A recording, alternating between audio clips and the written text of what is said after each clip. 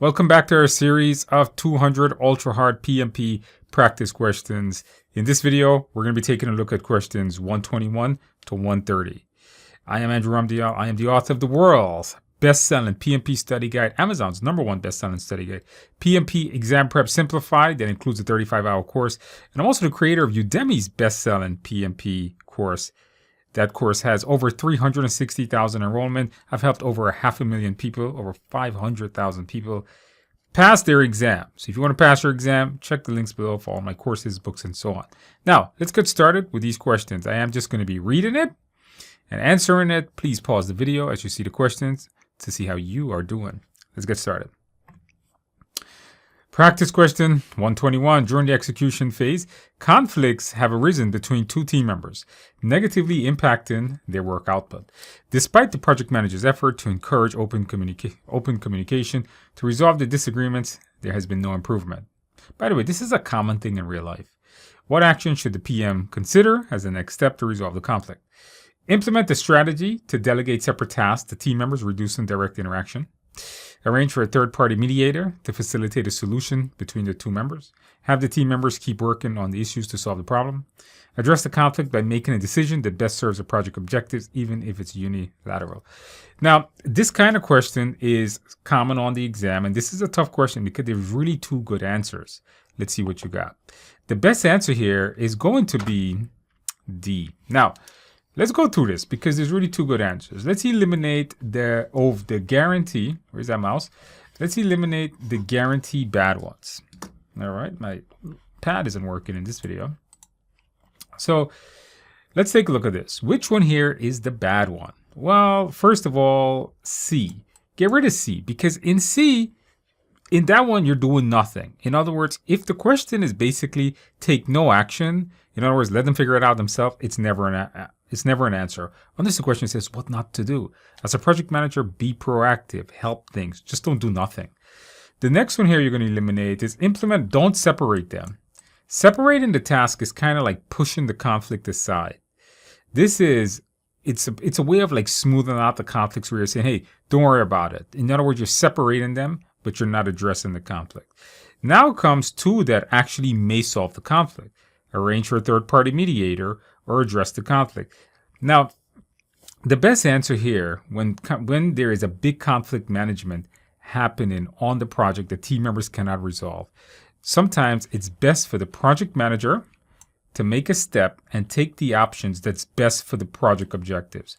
You guys got to remember something. It's important to solve problems to the benefit of the project objectives, not just to the benefit of Bob or Mary. It's all about satisfying the objectives of the project to meet stakeholder needs.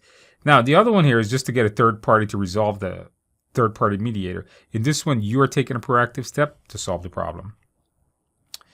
122.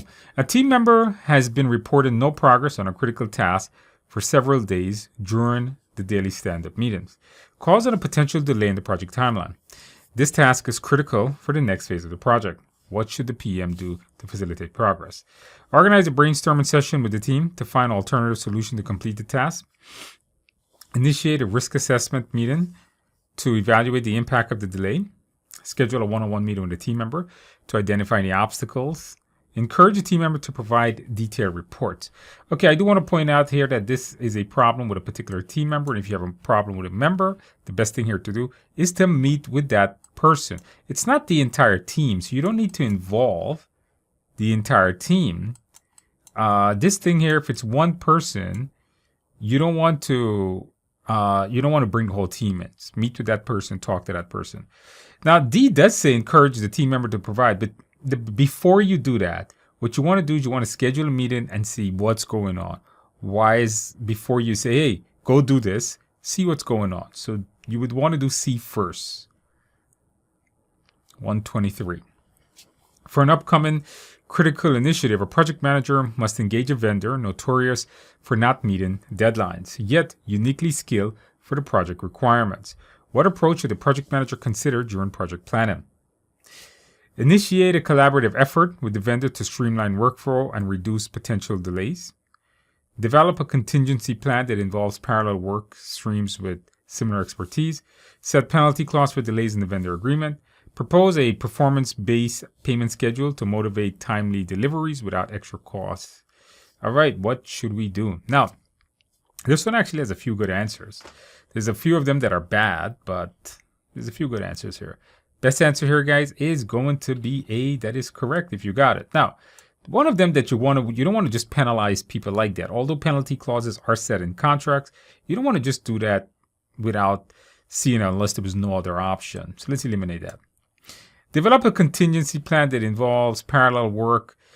Before you do that, work with the vendor. All right. You want to work with the vendor to see why are they notorious late? How are they going to solve this? And what can we do to reduce potential delay? Just don't come up with other work that we can do. Although I like D, I think there was one bad answer was C. You should throw that out. Two good answers was A and D.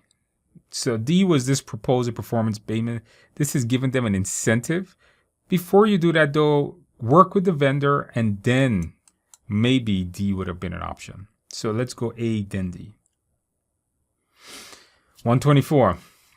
Upon discovering a critical design issue in a software project, stakeholders are uncertain about proceeding with the implementation as planned.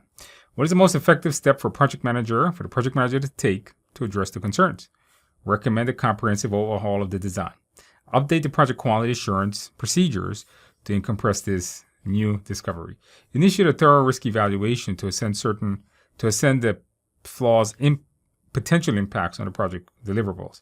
Propose the introduction of additional project phases to rectify the identified design issue. Now, I want to point out this is something that's common. They're not certain. They're not with the implementation. But what are you going to do? Well, they said they're not certain. Before you do anything else, what we should do is go in and do an assessment, right? Thorough risk evaluation about any potential flaws that are out there. You shouldn't recommend the overhaul. You shouldn't do this as one of the first steps. You shouldn't recommend a comprehensive overhaul of the entire design if you really don't know what's going on there. You shouldn't update anything unless you understand what's happening here. Notice they're uncertain. Generally, when something is uncertain, remember, something that's uncertain is a risk. Something that has happened is an issue. So now this one here, propose additional phases. Before you do that, evaluate for the potential impacts on these potential risks. When it comes to managing risk, keep in mind, before you determine an action to a risk, identify that risk and assess its impact on the project, then come up with the solutions. Remember those 3 steps. Identify the risk, assess the risk, identify potential mitigation strategies. 125. At the onset of a new phase in a complex project, after a successful kickoff meeting at the client site, a team member requests to transfer to another project due to discomfort with a colleague's behavior during their first face-to-face interaction. What are the most suitable actions for the project manager to consider? Now, we got 5 options. Let's choose 2. Organize a conflict resolution meeting to address and potentially resolve the interpersonal issues between the team members. Propose an immediate team restructuring to the human resources department to separate the conflict. Emphasize the project's commitment to a respectful and inclusive workplace by reiterating the diversity and inclusion guidelines. Seek guidance from the PMO to determine the best course of action. Suggest a temporary team reassignment for both individuals to assess the impact on the project dynamics. All right. What did you get? This one here, if you understand the mindset, if you know how to handle people that's best for the project, I don't think this question was very difficult, although it did have a few good options. Best answer here, choose 2, was going to be A and C.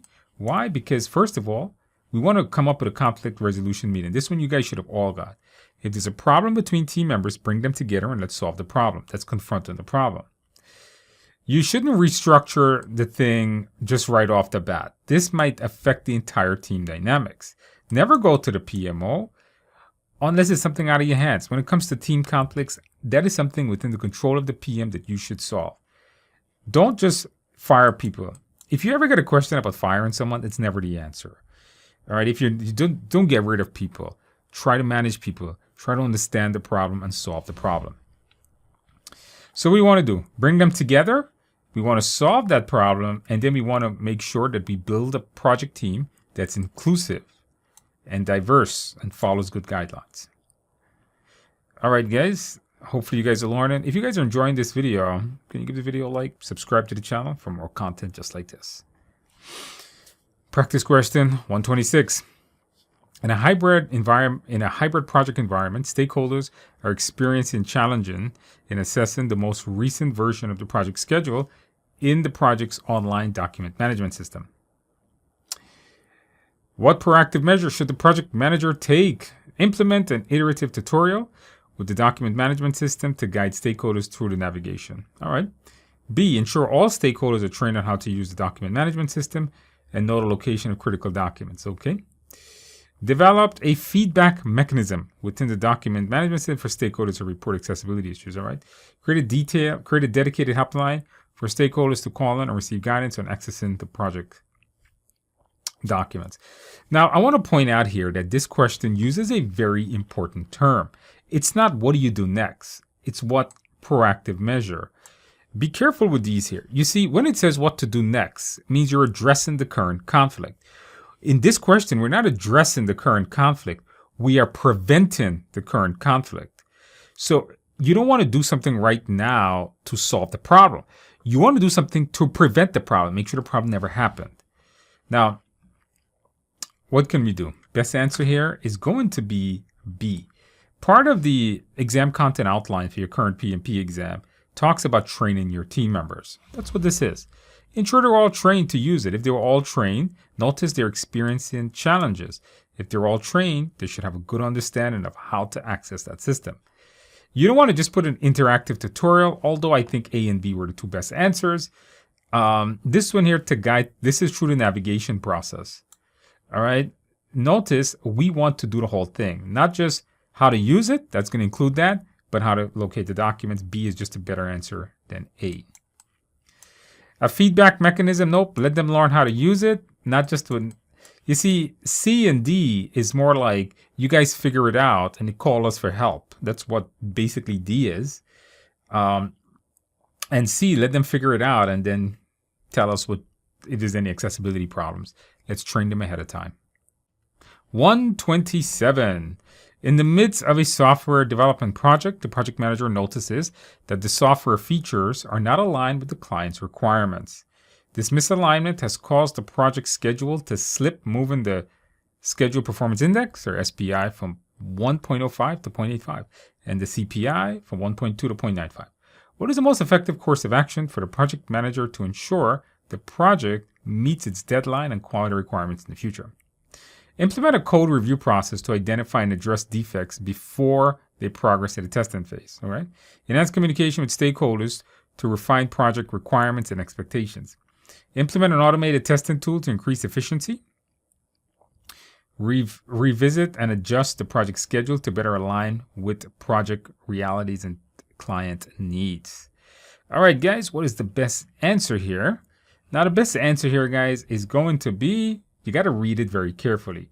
You see, in this question, I don't think this question was difficult if you didn't read. If you read it carefully, it wasn't. If you didn't, it was difficult because it tells you that you're slipping. So right now you're 15% behind schedule and you're about 5% over budget. That's what those numbers are telling us. But realistically, it's not aligning with the client's requirements. That's what's causing all of this. Right? So the question is, how can we solve the alignment? Don't solve the scheduling and the cost problem. That's where it throws you off.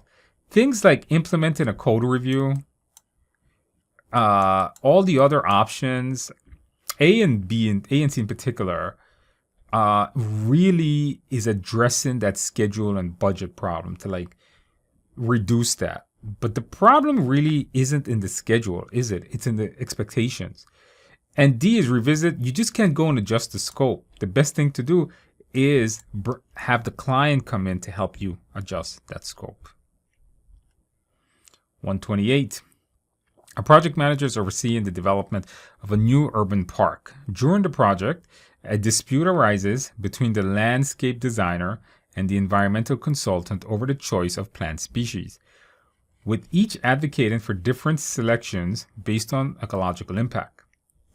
What is the most effective course of action for the project manager? The project's ecological and design goals are both met, or ecological. You can pronounce it that way too. Organize a collaborative session between both parties to integrate the ecological concerns with design aesthetics. Solicit input from local community to determine their preference and guide decision. Implement a trial period for both selections to evaluate their performance in the park's environment.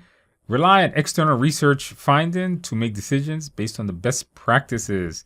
All right, this one here, you got a problem between two parties. Best answer here, bring the parties together and let them work together to see what is the best option for the project. You don't want to just push them aside or do your own thing, because that's what C is. This is like you're saying, okay, let's do this in a trial. So you're basically hearing what they say, you're making a decision. Get input. Well, the problem is not with the local community so far. The problem is between these two folks, right? Between the environmental consultant and the designer. Rely on external research finding. Before you do that, what you want to do, it's a problem between two team members. Have the two team members work it out. Basically, is part of that mindset. 129. In the process of deploying a new customer relation management system, the project manager realizes that the updates provided to the sales department head are perceived as lacking specifics on user adaptation rates and feedback.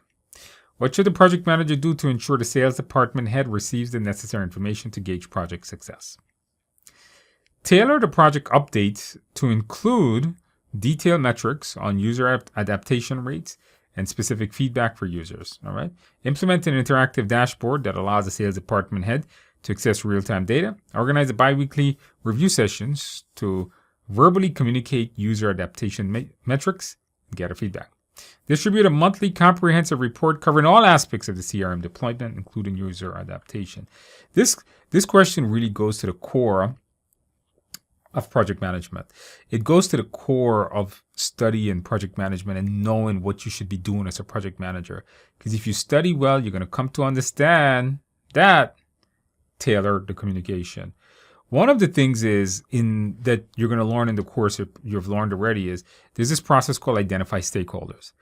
In that, you're not just knowing who your stakeholders are, but you're understanding what their communication preferences are. It's from the output stakeholder register that you create your communication management plan and your stakeholder engagement plan, which means meet with the stakeholder and tailor the communication to the stakeholder. On a project, not all stakeholder receives the same information. In fact, stakeholders receives vastly different information. The report you give to your CEO isn't the report you're going to be given to team members, right? So let's tailor that communication to your stakeholders. Every option here, you are choosing what's best for them. Let them choose what's best for them. Last question. A project manager is leading the development of a new public park in a densely populated urban area. Community leaders have written concerns about the project's approach to maintaining the natural habitat and promoting biodiversity. What should you do next? Organize the community leaders to detail the concerns about the projects and its impact. Okay.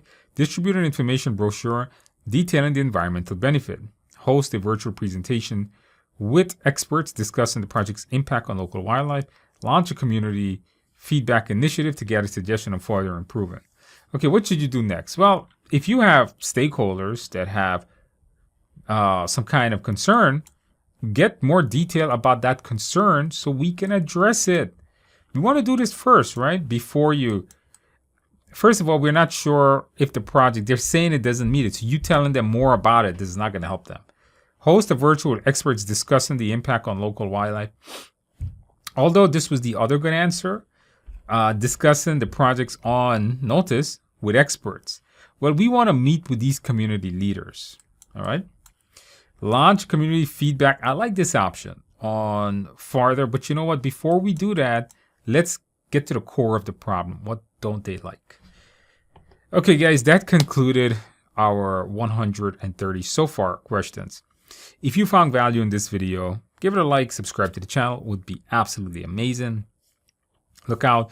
In a few days, we'll have the next set, which is going to be 131 to 140. Don't forget to check out all the other previous questions.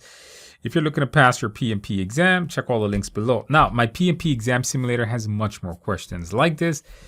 We have about 400 questions currently right now with video-based explanations, and we got about another, I think, like 600 to almost close to 1,000 questions now in that simulator that's going to ensure you know the PMP mindset to pass your exam. And with that in mind, guys, I'll see you in the next video.